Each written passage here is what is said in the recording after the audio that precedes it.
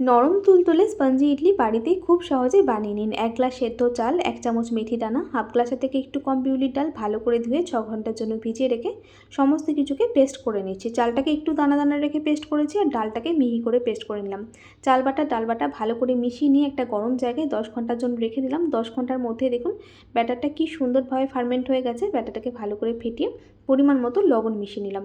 এরপর ইডলি স্ট্যান্ডের মধ্যে সাদা তেল ব্রাশ করে কিছুটা করে ব্যাটার দিয়ে দিচ্ছি আর অন্যদিকে জল গরম করতে বসিয়ে দিয়েছি। এরপর ইডলিগুলোকে 10 মিনিটের জন্য স্টিম করে নিলাম। 10 মিনিট পর দেখুন আমাদের স্পঞ্জি ইডলি একদম তৈরি হয়ে গেছে। স্ট্যান্ডগুলোকে নামিয়ে একটু ঠান্ডা করে একটা চামচের পিছন দিকে ঘোরালে দেখুন ইডলিটা কি সুন্দরভাবে উঠে এসেছে।